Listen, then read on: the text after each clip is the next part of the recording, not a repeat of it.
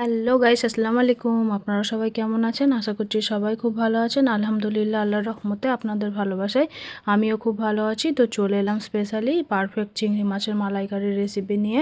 তো বিভিন্ন ধরনের আপনারা মালাইকারি বানিয়েছেন। এটা হচ্ছে কম সময় এবং কম উপকরণ দিয়ে দারুণ স্বাদের, একদমই অনুষ্ঠান বাড়ির স্বাদের চিংড়ি মাছের মালাইকারির রেসিপি। খুব সহজেই বানিয়ে ফেলতে পারবেন। তো কতটা লোভনীয়, কতটা টেস্টি দেখেই বুঝতে পারছেন। একেবারে পারফেক্ট যারা রান্না নতুন রান্না শিখছেন বা পারফেক্ট চিংড়ি মাছের মালাইকারি বানাতে চাইছেন, তারা অবশ্যই রেসিপিটা ফলো করবেন। দুর্দান্তভাবে রেডি হয়ে যাবে অনুষ্ঠান বাড়ির স্বাদে চিংড়ি মাছের মালাইকারি। তো বাংলাদেশ থেকে আনা এই চিংড়ি মাছগুলো দেখুন কতটা ফ্রেশ। তো আমি আগে খুব ভালো মতো ধুয়ে নিচ্ছি। তো দেখুন অনেকগুলো বাছা হয়ে গেছে এবং খুব সুন্দরভাবে পরিষ্কার করে নিয়েছি। তো দেখুন কতটা বড় আর কতটা ফ্রেশ দেখেই বুঝতে পারছেন। এগুলো একেবারেই টাটকা, একদম ফ্রেশ চিংড়ি মাছ, বট চিংড়ি মাছ। তো দেখুন গলদা চিংড়িও বলতে পারেন বা বট চিংড়িও বলতে পারেন। তো আপনারা কি নামে জানেন, এই মাছগুলোর কি নাম অবশ্যই কিন্তু কমেন্ট করে জানাবেন। তো আমি খুব ভালো মতো পরিষ্কার করে ধুয়ে নিয়েছি। তো দেখুন আমি এখন মালাইকারি বানানোর জন্য এখানে বড় বড় সাইজের 4টে চিংড়ি মাছ আমি নিয়ে নিচ্ছি। দিয়ে লবণ, হলুদ আর লঙ্কা একটু মাখিয়ে নেব বা ম্যারিনেট করে রেখে দেব। তো প্রথমে আমি লবণ দিয়ে দিয়েছি, তারপর দিয়ে দিয়েছি হলুদ গুঁড়ো, তারপর দিয়ে দিয়েছি এখানে একটু লঙ্কা গুঁড়ো। দিয়ে খুব ভালো মতো আমি মাখিয়ে নিচ্ছি বা ম্যারিনেট করে নিচ্ছি। তো এখানে আমি একটা ফ্রাই প্যান বসিয়ে দিয়েছি। দিয়ে ভালো মতো গরম করে নেওয়ার পর পরিমাণ মতো সরিষার তেল আমি এখানে দিয়ে দিচ্ছি। মাছগুলোকে খুব বেশি ফ্রাই করা চলবে না, গোল্ডেন ব্রাউন করে তুলে নিতে হবে। তো আমি এখানে পুরো রান্নাটা সরিষার তেল দিয়েই বানাবো, এতে টেস্টটা খুব ভালো আসবে আর একদমই পারফেক্টভাবে মালাইকারিটা রেডি হয়ে যাবে। তো তেলটা দেখুন আমি খুব ভালো মতো গরম করে নিচ্ছি। তারপরে আমি এখানে এক এক করে চিংড়ি মাছগুলোকে দিয়ে দেব।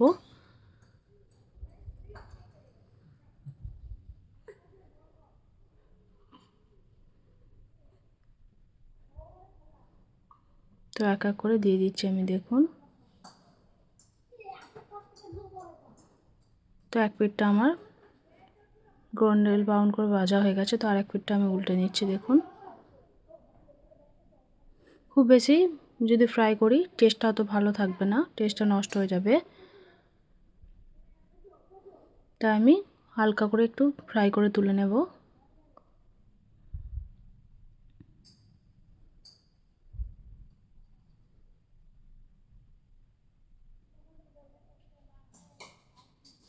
তো মাঝখান দিয়ে দেখুন আমি টুথপিক ব্যবহার করেছি। মাছগুলো দেখতে সুন্দর লাগছে, নয়তো মাছগুলোকে গুটিয়ে যাবে বা ছোট হয়ে যাবে। তো আমি এখানে মাঝখান দিয়ে টুথপিক দিয়ে দিয়েছিলাম, সেটা আপনাদের সাথে শেয়ার করা হয়নি। তো দেখে নিশ্চয়ই বুঝতে পারছেন। তো ওই তেলের মধ্যে আমি আরও কিছুটা তেল আমি অ্যাড করে দিচ্ছি।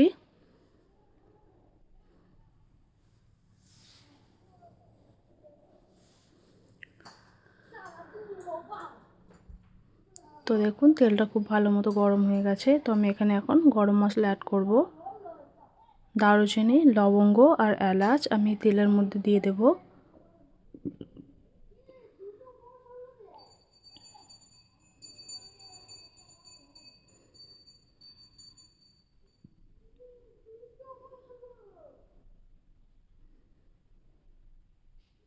তো দেখুন গরম মশলাটা খুব ভালো মতো আমার ফোড়ন দেওয়া হয়ে গেছে। এবার আমি এখানে পেঁয়াজ বাটা ব্যবহার করব। তো আমি এখানে 2টি পেঁয়াজ ব্যবহার করছি, মিক্সিতে একটু গ্রেট করে নিয়েছি।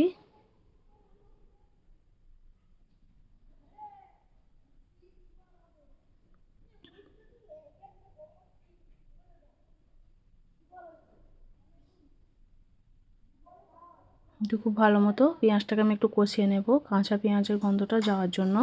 তারপরে আমি এখানে আদা রসুন বাটা ব্যবহার করেছি 1 চামচের মতো। তারপরে এখানে আছে 4টে কাঁচা লঙ্কা আর দিয়ে দিয়েছি একটু ধনিয়া পাতা, এটাও আমি গ্রেট করে নিয়েছি।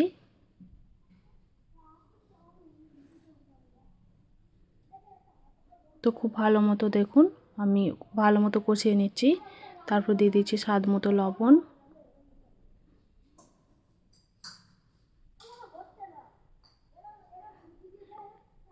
তারপরে দিয়ে দিচ্ছি এখানে আমি 1 চামচের মতো লঙ্কা গুঁড়ো।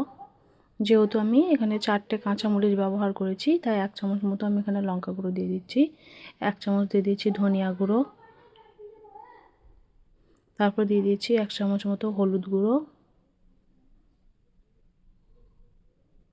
জিরে গুঁড়োও দিয়ে দিয়েছি 1 চামচ মতো। তো সমস্ত গুঁড়ো মশলা আমি দিয়ে খুব ভালো মতো কষিয়ে নেব। তো কতটা কালারিং আর কতটা সুন্দর লাগছে দেখুন। মশলাটা যত সুন্দরভাবে কষানো যাবে মালাইকারির টেস্টটা কিন্তু তত ভালো আসবে। তো দেখুন খুব ভালো মতো কষিয়ে নিয়েছি, মশলা থেকে তেল ছেড়ে আসছে, দেখি বুঝতে পাচ্ছেন।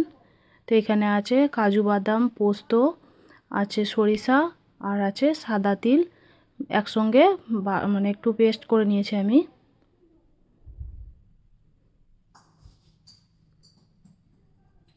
ছ থেকে 8টা এখানে কাজু বাদাম দিয়েছি আমি গোটা, আর দিয়ে দিয়েছি 2 চামচের একটু বেশি পোস্ত। তো এখানে দিয়ে দিয়েছি আমি নারকেলের দুধ 1 বাটি মতো।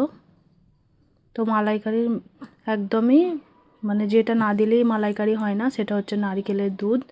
তো নারকেলের দুধ আমি 1 বাটি মতো এখানে দিয়ে দিয়েছি। দিয়ে খুব ভালো মতো মশলাটাকে কষিয়ে নিচ্ছি।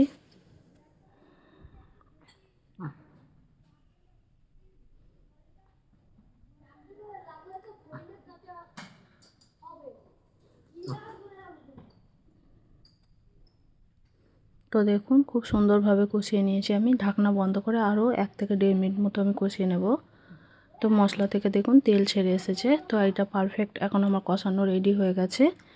তো আমি আরও কিছুক্ষণ হাই ফ্লেমে একটু কষিয়ে নিচ্ছি।